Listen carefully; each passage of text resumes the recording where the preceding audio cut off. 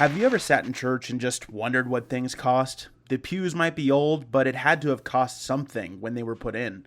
Hymnals, tables, pulpits, and baptistries, they all come with a price. This is a question many people don't even consider asking themselves or their church. Every Sunday, millions of people walk into a church building and don't wonder what their pastor is making, what the staff is making, or where their tithe is going. In my estimation, there are three worthy causes for spending money in the religious sphere. The first and best one is for the honor and worship of God.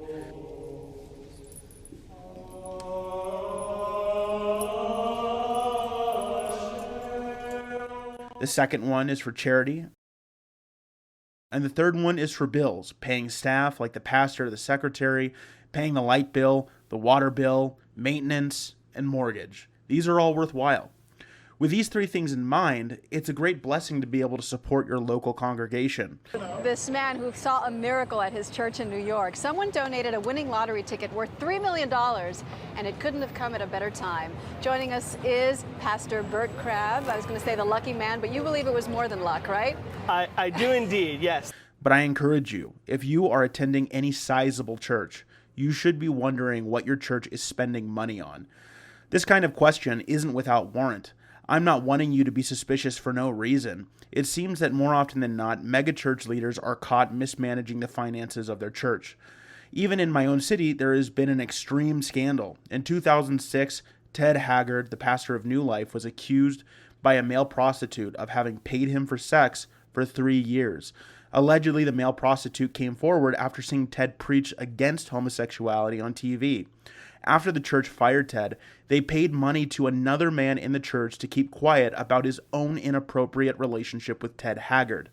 It's fair to say that in a megachurch, you may not have the slightest clue of what your tithe is being used for. I've never been a part of a megachurch. Every church I've been a part of has not had deep pockets. But for years, my news feeds, my reels, they've been filled with videos of evangelical ministers abusing money for cheap antics to entertain people. And it really leaves me wondering, are these church members looking at their tithes as admissions to fun shows? Or do they really expect that when they give their money, it's being used for the mission of the church, to reach the lost and glorify God?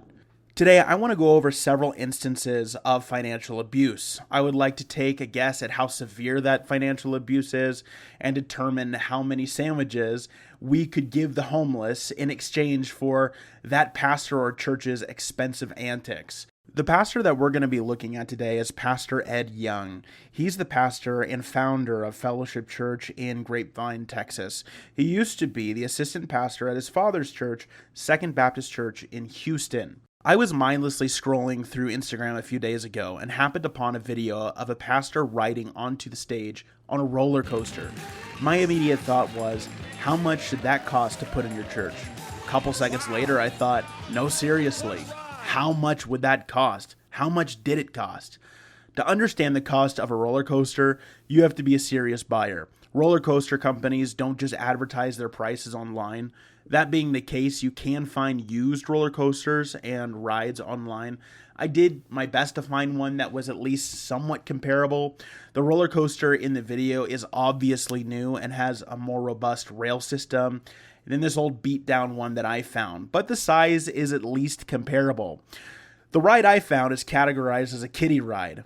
I have no idea what these would cost new, but this older one that's being sold as used cost $19,000.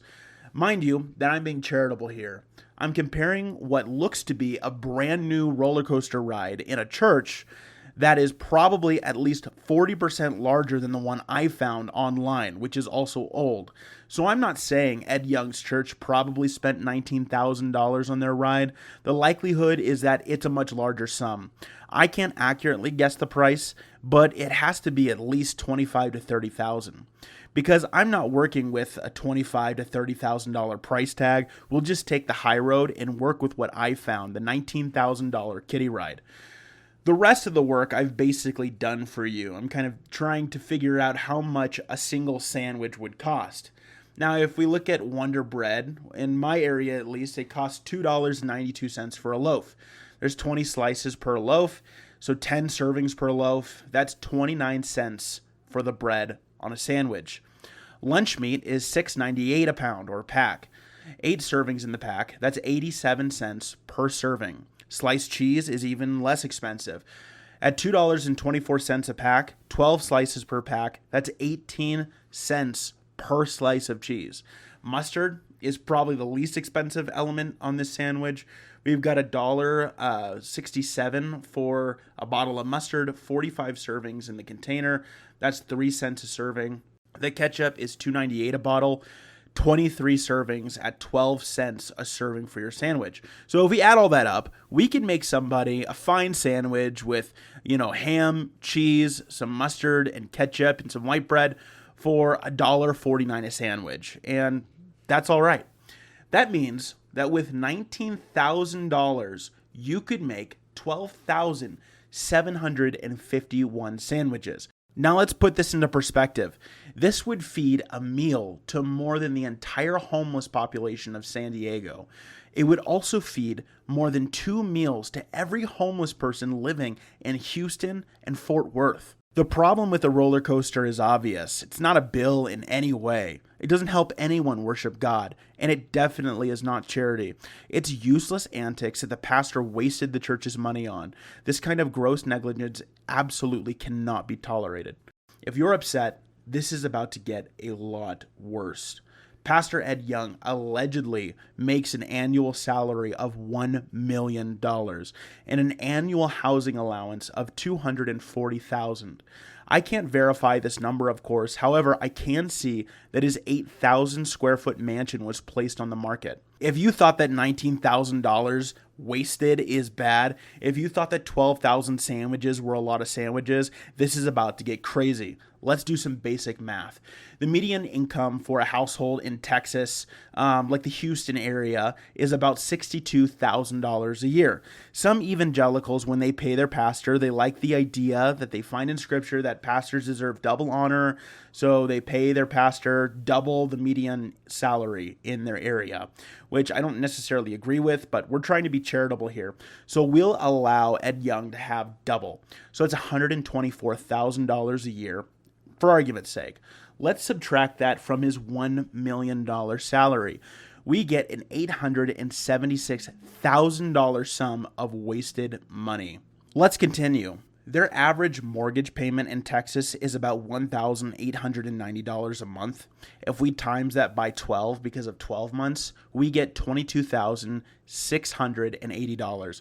That's a far shot from the $240,000 that Ed Young gets. And if we subtract those numbers, we get $217,320 wasted. Because the typical household is not receiving a housing allowance and is paying their mortgage from their regular salary, we'll just add the full sum of money from the housing allowance to the pile untouched.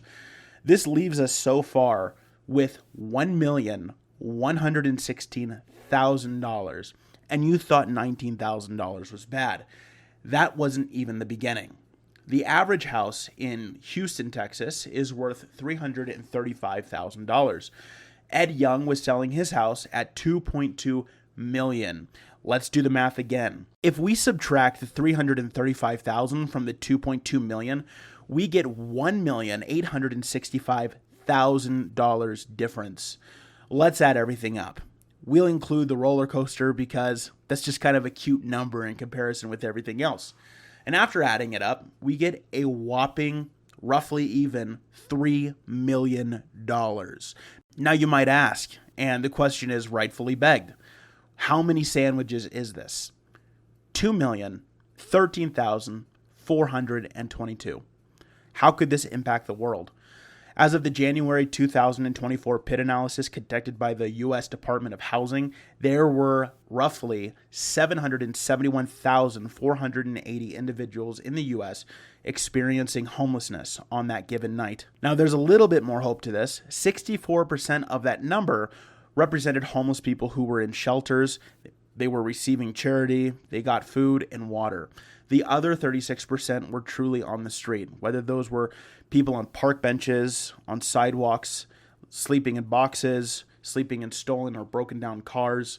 That 36% makes 227,732 homeless people. This means that if we allow Mr. Young to have an average home with double the average yearly salary and just take away what is inordinate and extreme, he could feed 277,732 homeless people on the street for slightly over a week. This also means that he could give every single homeless man in Houston a sandwich every single day for 613 days. That's almost 2 years.